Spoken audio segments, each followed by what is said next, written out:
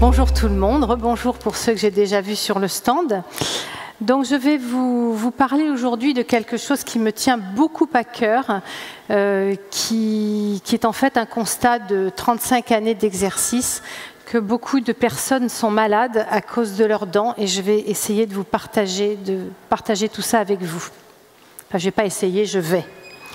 Alors déjà, pour vous connaître un petit peu, qui n'est pas naturopathe dans la salle? Ok. Y a-t-il des dentistes? Un. Coucou Tiana. Médecin. Un. Deux. Non. Médecin, non. Ostéopathe. Quelles sont les autres professions qui sont là? Infirmier, kiné, préparatrice en pharmacie. Il y a d'autres métiers? Non. Agent immobilier, d'accord. Ouais, pourquoi pas? Oui. Réflexologue, ok, super. Bon, en tout cas, globalement, on est tous au service de patients pour les aider à améliorer leur santé. Alors, moi, qui je suis? Donc, je suis chirurgien dentiste, je pratique depuis 35 ans. Et depuis 35 ans, je suis passionnée par les médecines naturelles. Donc j'ai commencé par l'homéopathie. Et puis en fait, pourquoi j'ai commencé comme ça? En fait, si je suis là, c'est grâce aux antibiotiques. Donc beaucoup de gratitude pour les antibiotiques. J'avais une maman qui était hypocondriaque et qui m'amenait chez le médecin dès que j'éternuais. Et puis donc, les médecins me mettaient sous antibiotiques. Donc j'étais sous antibiotiques 6 mois de l'année, de l'âge de ma naissance jusqu'à 20 ans, jusqu'au jour où le médecin m'a dit, écoutez, vous êtes bien gentil, mais si maintenant, je ne sais plus avec quoi vous soignez, vous êtes résistante à tout. Et donc, le plan B, ça a été la cure thermale. Donc, je me suis retrouvée à 23 ans, passer mes vacances d'été dans une cure thermale pour essayer de retrouver un petit peu de santé. Et donc, là, j'ai rencontré une kiné qui a écouté mon histoire et qui avait l'air un petit peu ahuri et qui m'a dit « Est-ce que vous connaissez l'homéopathie ?» J'ai dit « Non, je ne connais pas ». Elle m'a donné l'adresse d'un médecin homéopathe que je suis allée voir en rentrant de ma cure.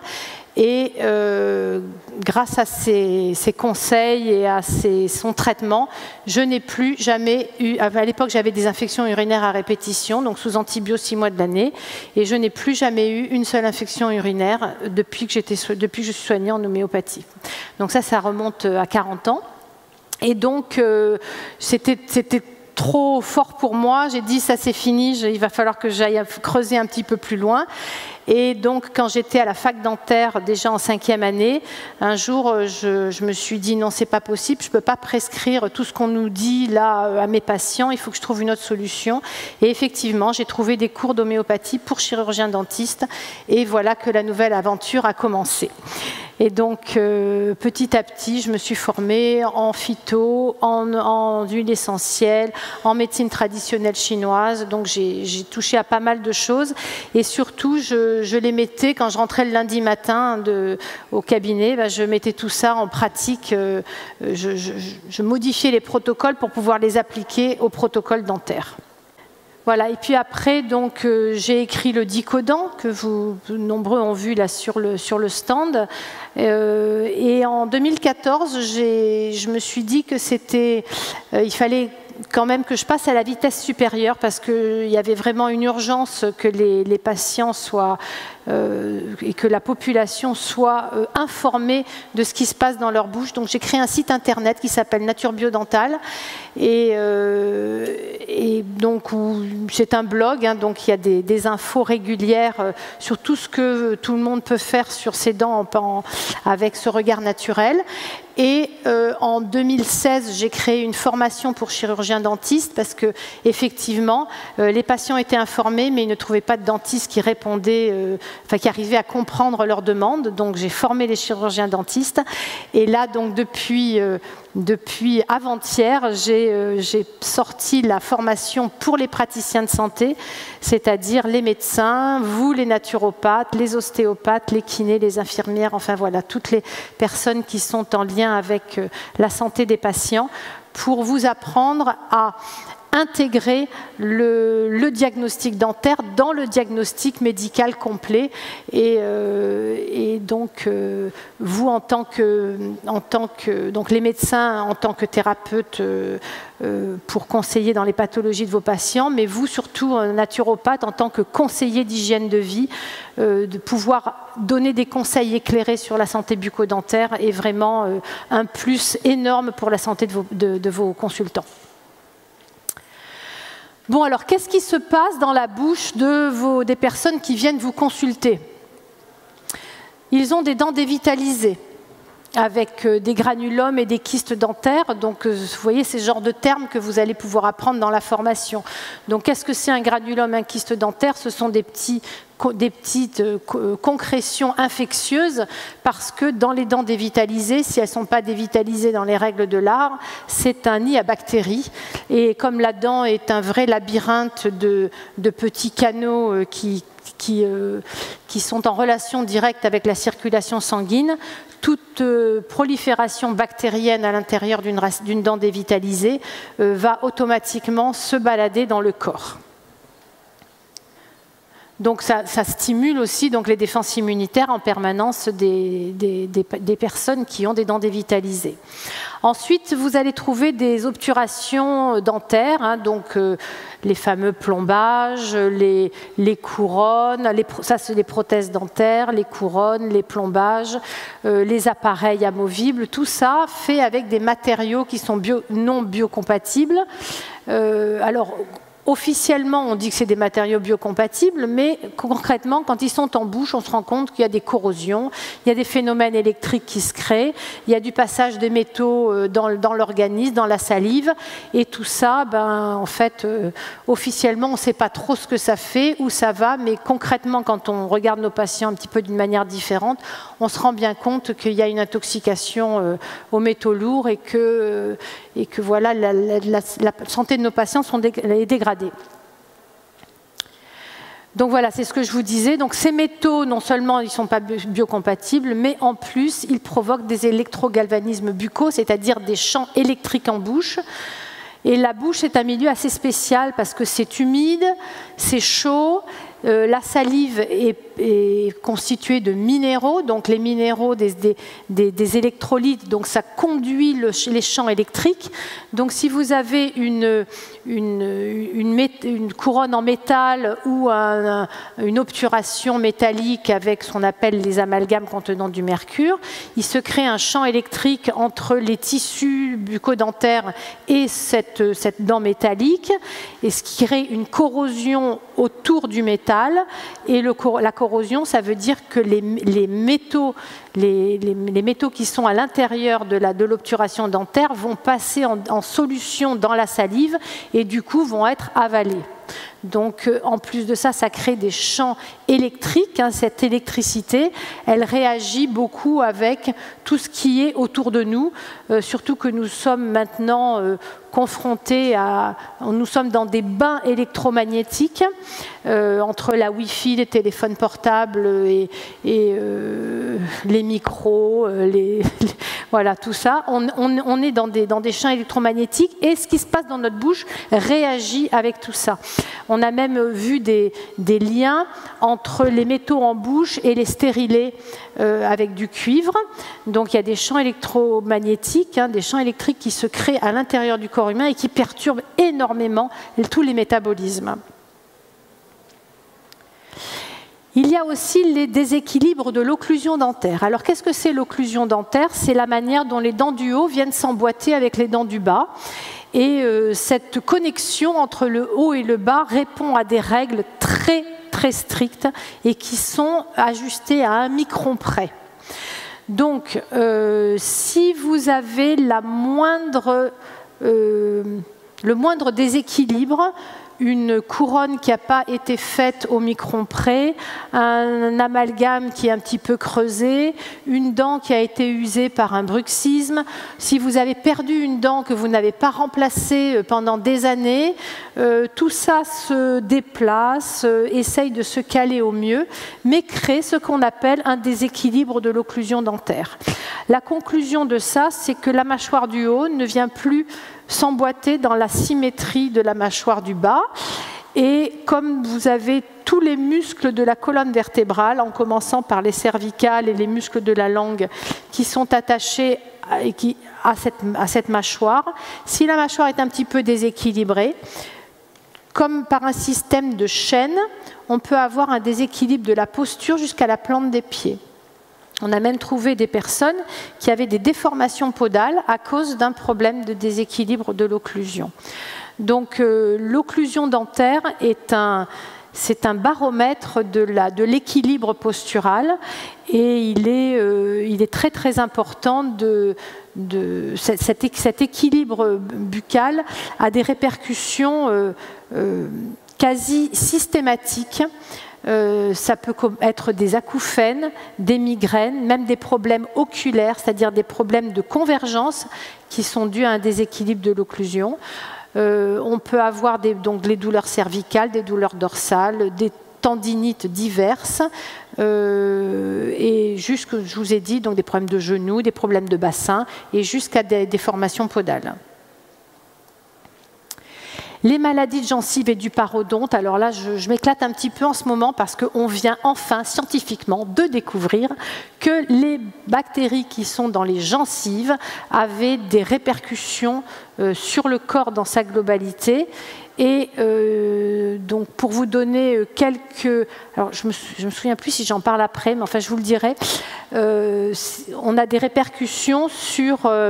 on a retrouvé des bactéries qui viennent des gencives dans le cancer du sein, dans les cellules tumorales de cancer du sein, cancer du pancréas, cancer de l'estomac. Bon, l'estomac, à la limite, on pourrait dire c'est normal, c'est avalé, mais dans le sein et dans le pancréas, on ne sait pas par où ça passe, mais ils l'ont trouvé. On a même trouvé dans le cerveau, chez les personnes qui avaient eu des AVC, des démences ou qui avaient des maladies d'Alzheimer. On a trouvé des psoriasis aussi qui ont disparu après un traitement de maladie parodontale. Enfin voilà, ça a quand même un impact très très important.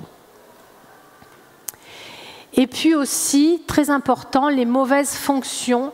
C'est-à-dire les fonctions, c'est tout ce qui se met en place dans les premières années de la vie, la mastication, la déglutition, la respiration nasale, toutes ces fonctions ont une répercussion sur la croissance et sur l'équilibre global du corps également, parce qu'elles interviennent sur le déséquilibre occlusal.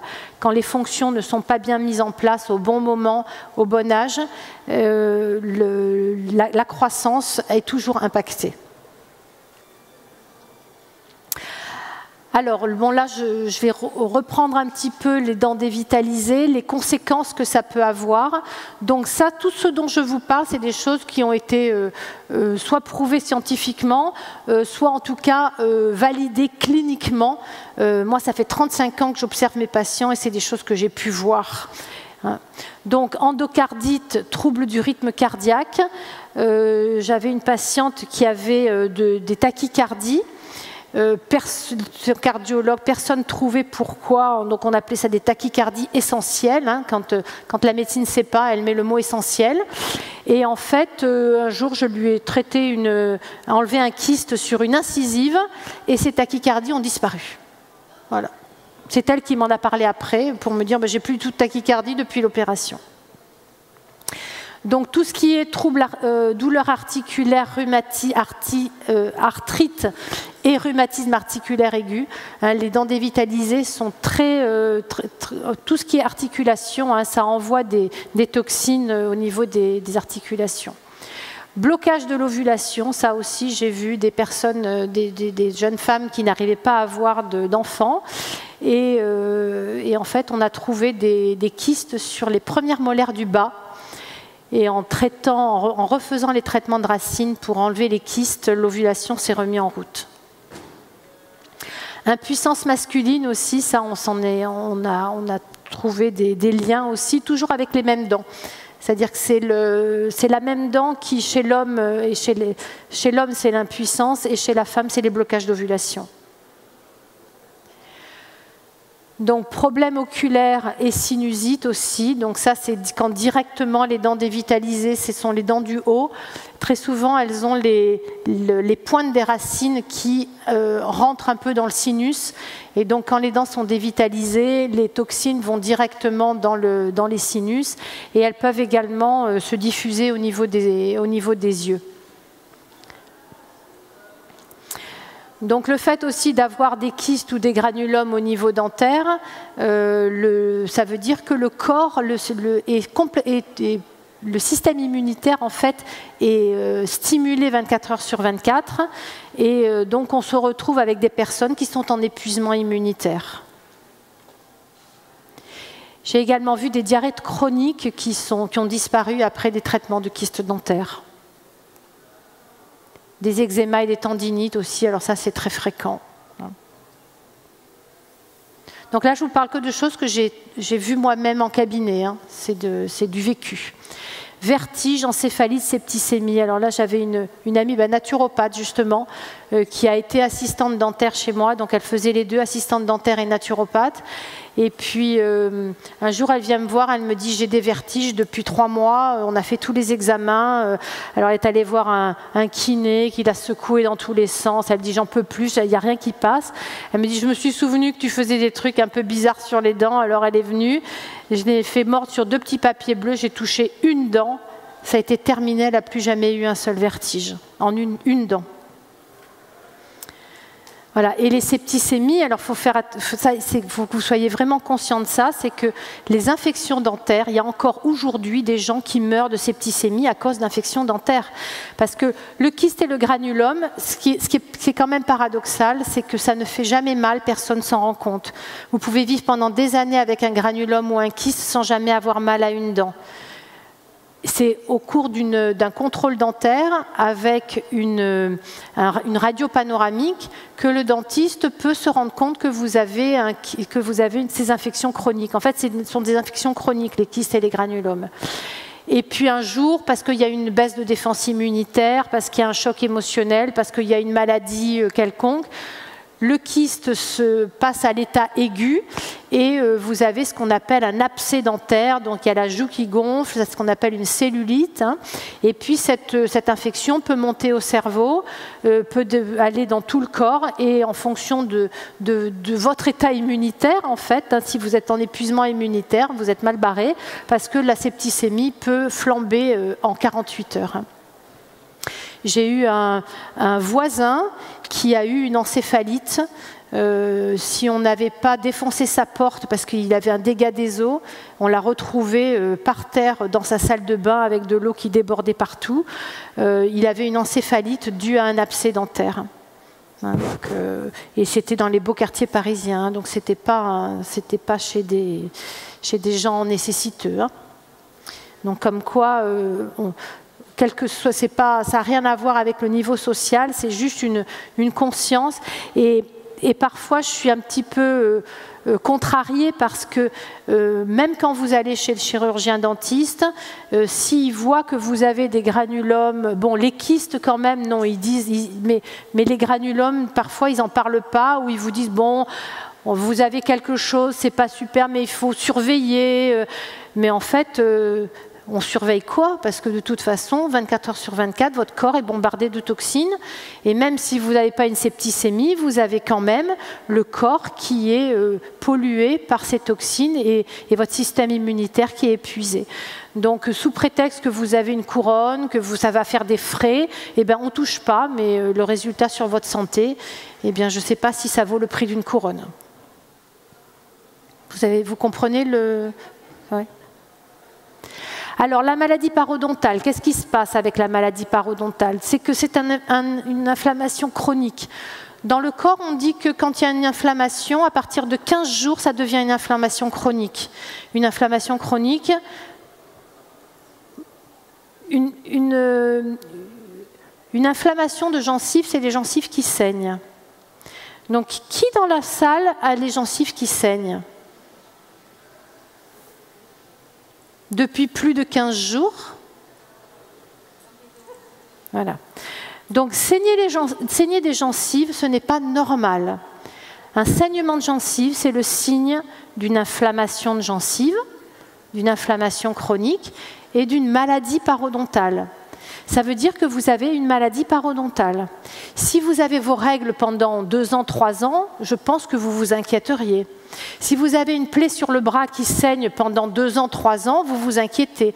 Mais ça fait 2 ans ou 3 ans que vous saignez des gencives. Vous avez consulté votre dentiste pour ça? Vous êtes allé lui demander un avis? Non. Ben, c'est la même chose.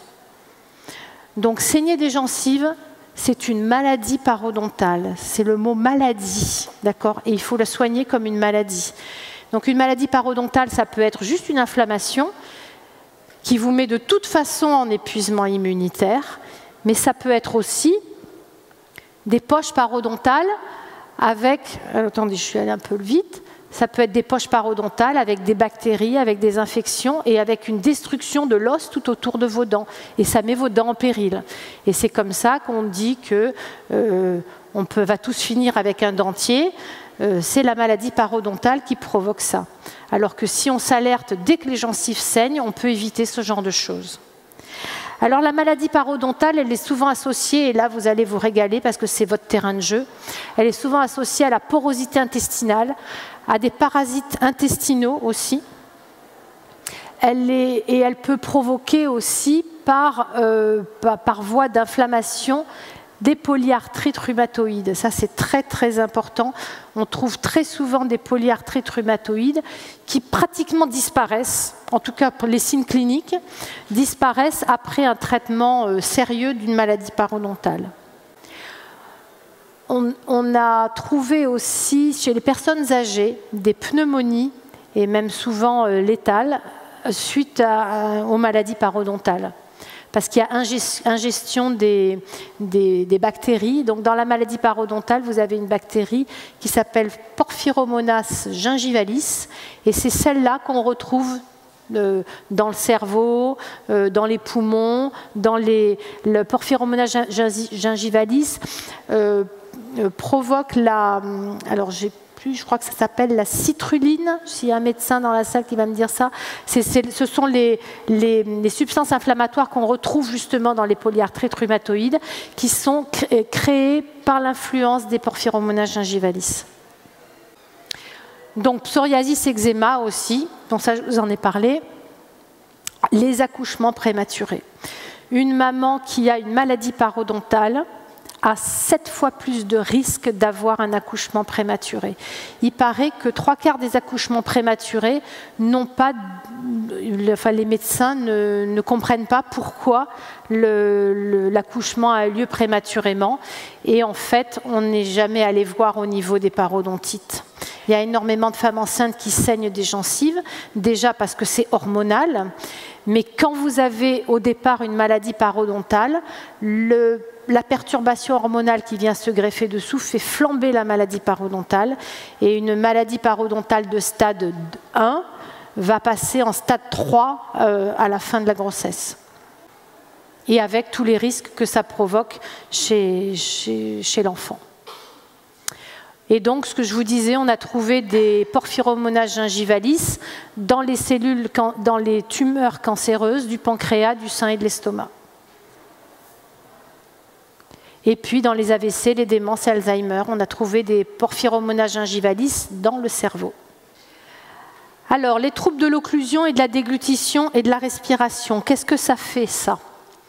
Donc, ça fait des douleurs cervicales et des torticolis.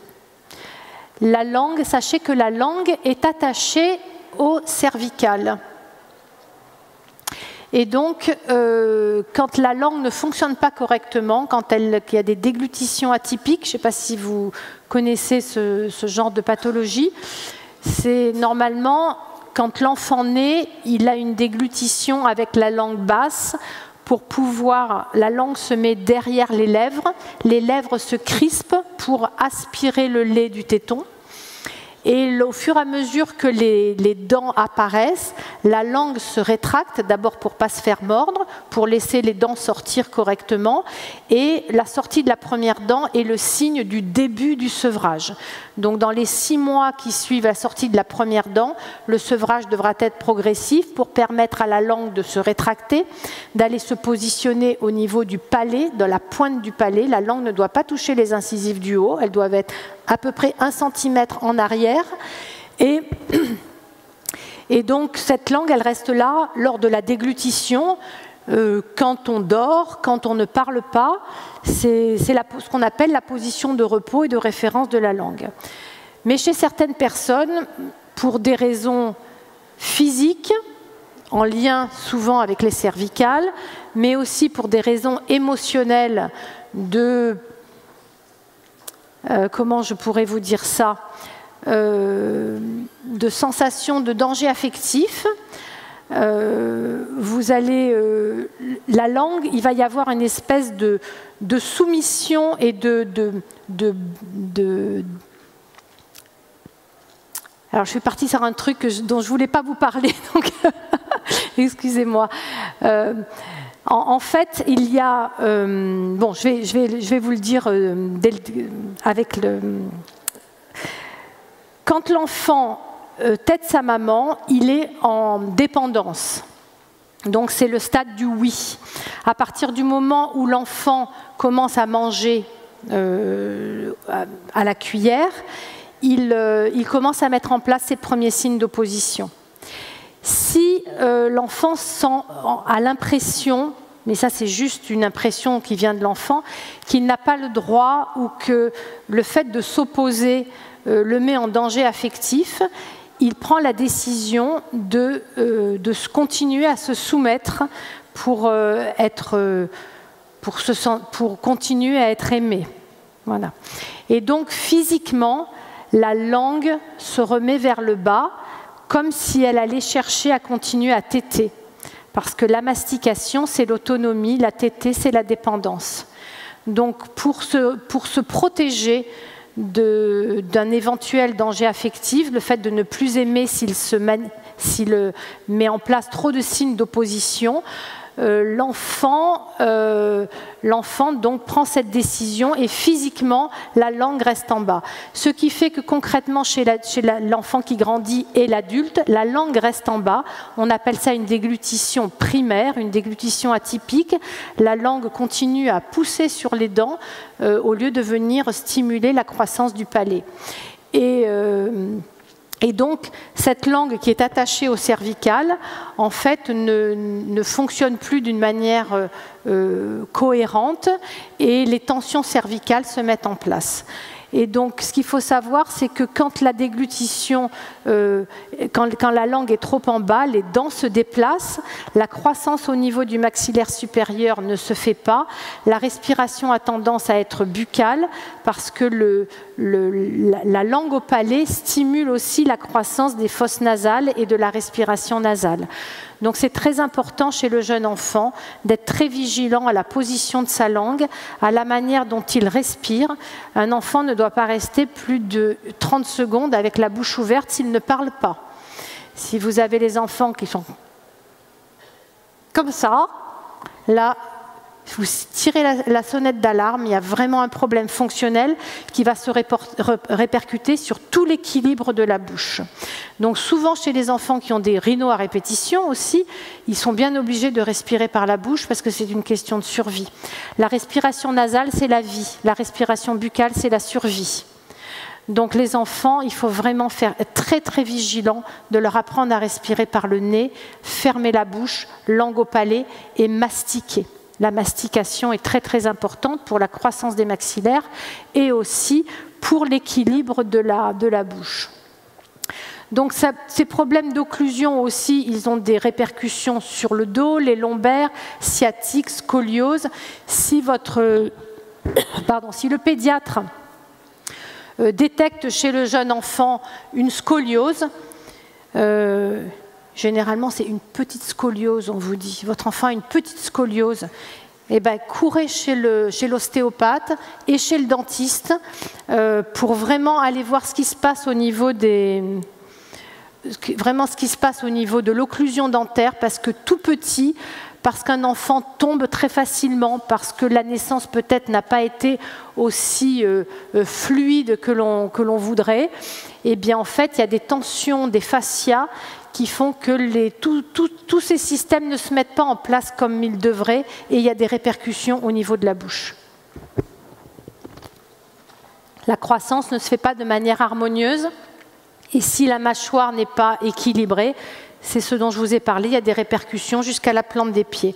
Et c'est comme ça que les enfants se retrouvent avec des scolioses, avec des mâchoires déviées, avec des problèmes de mastication, et puis ensuite des dents qui n'ont plus de place pour sortir, et on les retrouve chez les orthodontistes, on enlève les dents de sagesse, on enlève les prémolaires, on les transforme avec des petites bouches de souris, la langue n'a plus la place pour se positionner correctement, et ensuite les adultes font des apnées du sommeil et ils se retrouvent tous avec un masque pendant la nuit, avec un aspirateur pour pouvoir survivre. Donc les apnées du sommeil, ça se travaille, ça se prévient à l'enfance. Donc pareil, pour les troubles de l'occlusion, on peut retrouver des entorses à répétition et des déformations podales. C'est normal, quand on a le corps qui n'est pas droit, eh bien, il y a toujours une cheville ou un genou qui travaille plus qu'un autre, et on se retrouve avec des pathologies. Voilà, lésions des genoux, des chevilles. Problème de motricité oculaire, hein, notre ami Petra Kuntz qui a parlé hier voit ça très fréquemment, hein, quand problème de convergence.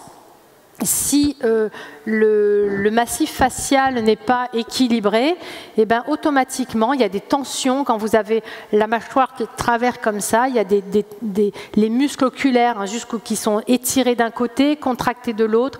Il y a des tensions crâniennes et tout ça, ça ne fonctionne pas toujours comme on aimerait.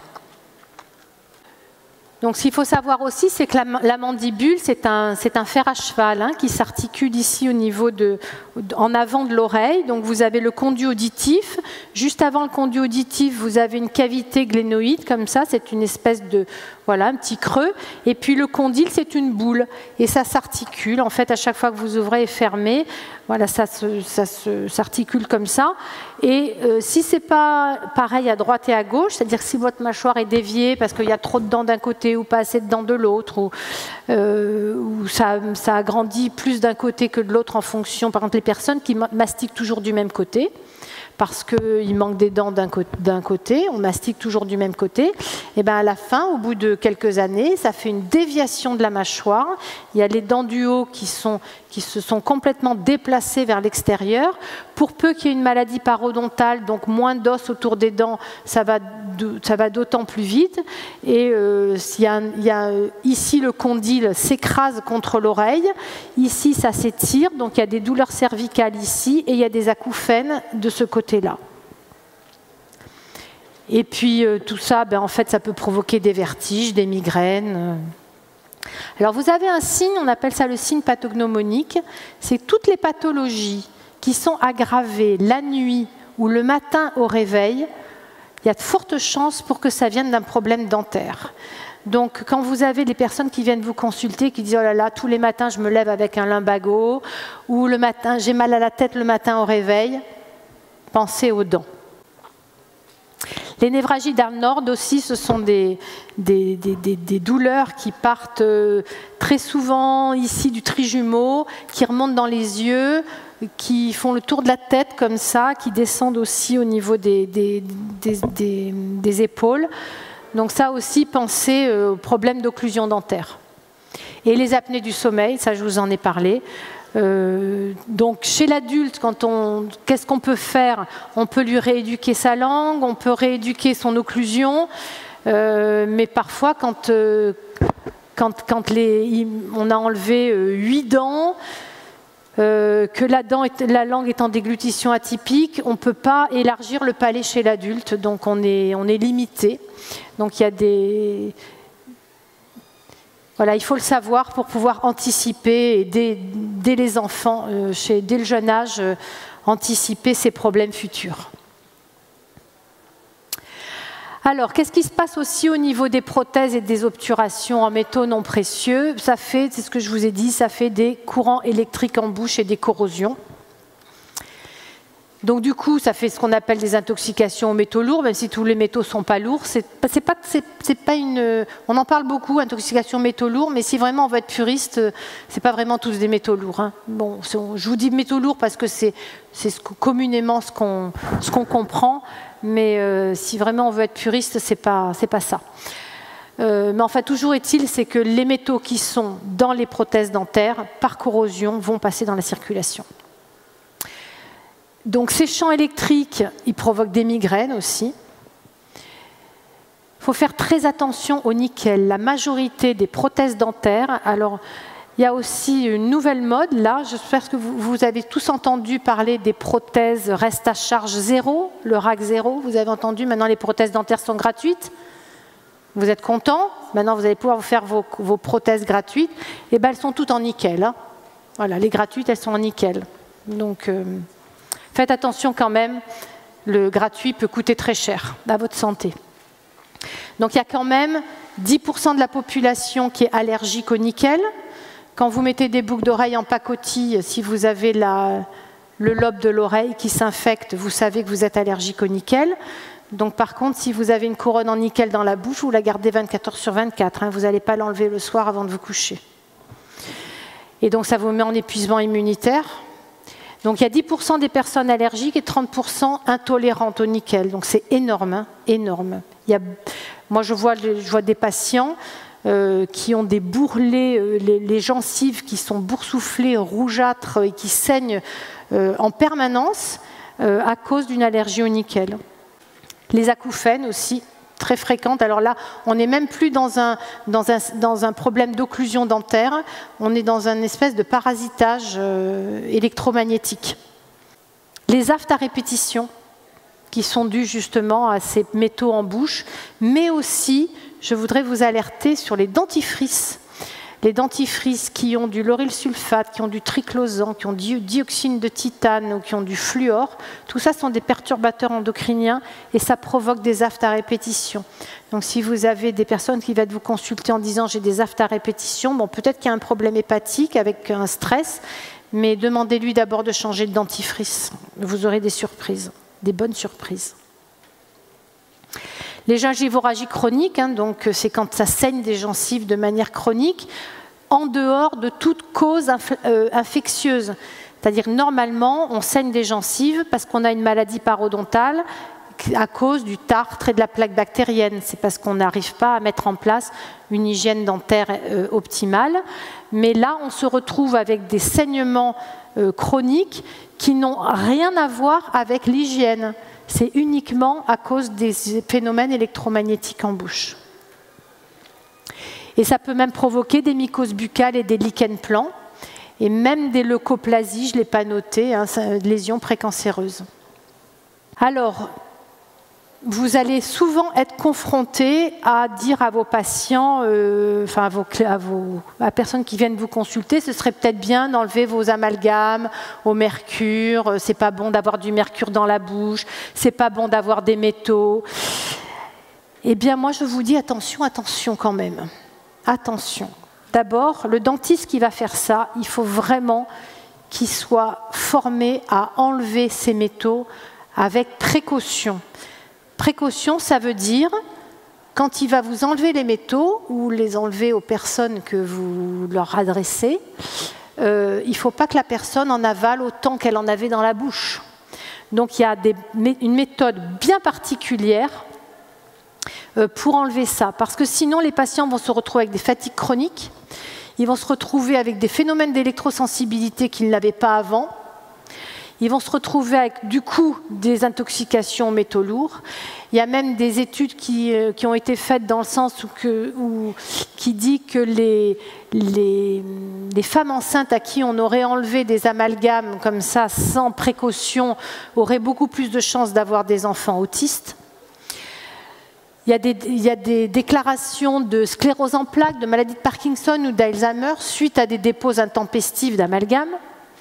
De l'asthme qui apparaît chez des personnes qui n'en avaient jamais eu avant. ou ce qu'on appelle les tremblements essentiels. Hein. Voilà, tout ça, c'est des choses moi, que j'ai vues apparaître en cabinet, des personnes donc, qui sont venues me voir en me disant « Voilà ce qui m'arrive depuis qu'on m'a enlevé mes amalgames ». Donc avant, ils allaient très bien, et tout d'un coup, voilà, ils voulaient agir, enlever les amalgames en prévention, en se disant « C'est pas bon pour la santé, donc on va faire bien ». Et voilà dans quel état ils se retrouvent. Donc voilà ce que c'est une dépose sécurisée des amalgames. Hein. Donc les amalgames, c'est ça, hein, vous voyez, c'est ce qu'on appelle vulgairement les plombages, mais il n'y a pas du tout de plomb dans les amalgames, hein, c'est que du mercure. C'est 50% de mercure, 50% d'alliage métallique, avec du tin, de l'argent, du cuivre, enfin voilà. Donc quand ils sont bien faits et qui sont pas abîmés, qui ne sont pas cariés, si la personne est en bonne santé, moi je dis, on ne touche pas. Par contre, le jour où ils seront abîmés, il faudra les enlever avec précaution. Donc la précaution, c'est ça. C'est une digue. Alors là, ce n'est pas parfait. J'ai quand même gardé la photo pour vous montrer ce qu'il ne fallait pas faire. Là, vous avez un petit bout de nez qui sort. Normalement, ça doit être fermé, ça. Il ne doit y avoir aucun passage. Et là, en dessous, ça doit être fermé également. En plus de ça, vous avez une aspiration spéciale qui s'appelle l'aspiration clean-up, qui est une aspiration qui se met autour de la dent et qui va faire un coffrage supplémentaire.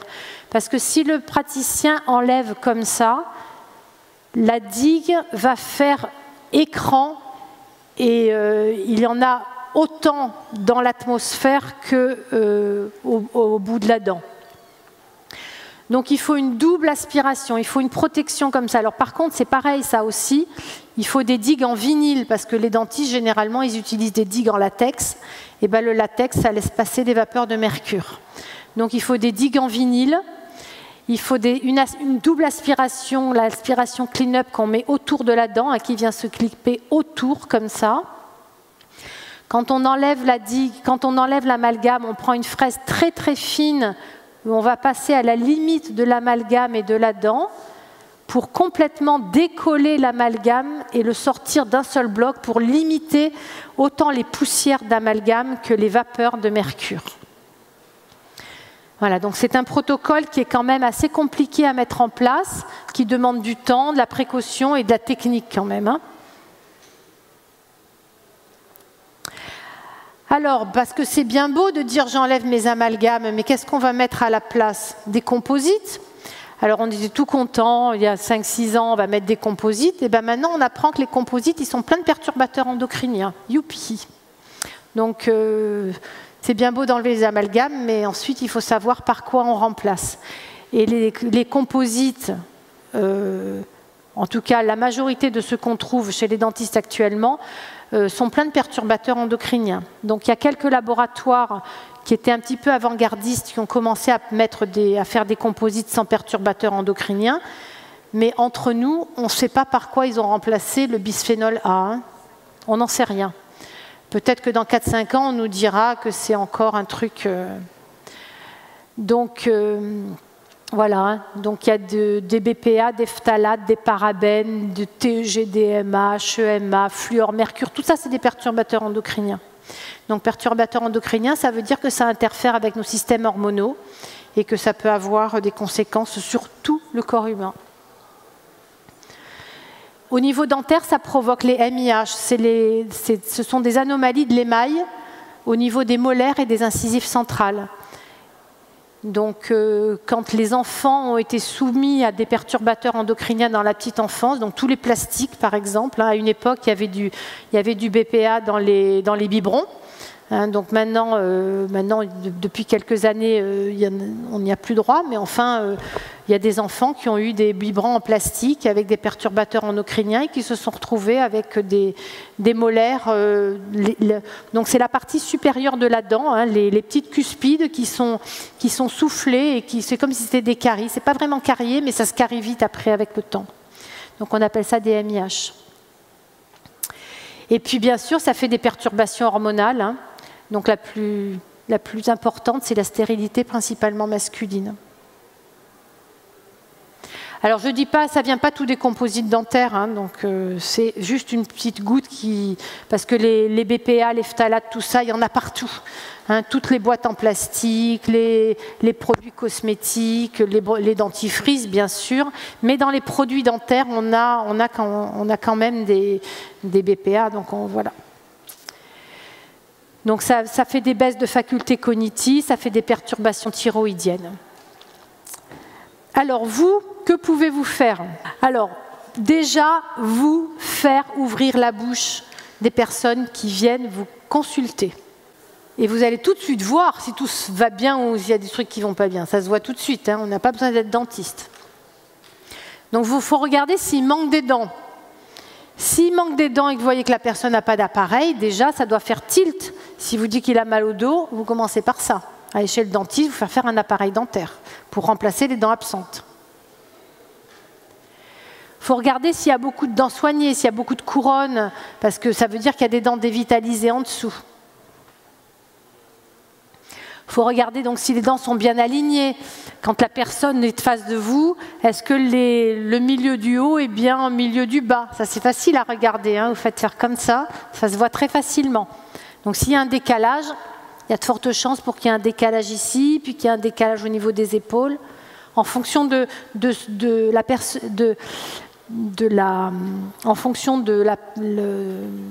motif de consultation de la personne qui vient vous voir, vous allez tout de suite pouvoir faire des liens. Bon, vous regardez s'il porte un appareil dentaire, vous lui demandez s'il lui convient bien, est-ce que ça le blesse, est-ce qu'il mange bien avec, est-ce qu'il peut bien mastiquer.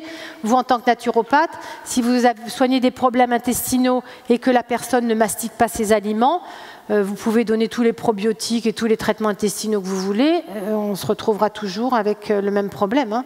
Tant que les aliments ne sont pas mastiqués, et pour pouvoir mastiquer, il faut avoir de bonnes dents. Demandez s'il saigne des gencives. Évaluer la laine, ça c'est très facile. C'est pas très glamour, mais enfin quand même. Et vous pouvez aussi demander qu'il vous ramène un panoramique dentaire. Et donc ça, les panoramiques dentaires, c'est facile d'apprendre à les lire. Et puis surtout, il faut que vous appreniez à collaborer avec des dentistes holistiques pour pouvoir avoir un dialogue constructif avec eux. Donc c'est pour ça que formez-vous. Formez-vous pour pouvoir justement aider vos patients réellement, enfin vos consultants, excusez-moi, enfin mes patients. Voilà, il faut vraiment que vous puissiez, plus vous en connaîtrez, plus vous connaîtrez de choses, plus vous pourrez les aider et plus vous pourrez avoir une valeur sur leur hygiène de vie et sur leur bien-être et sur leur santé, bien sûr.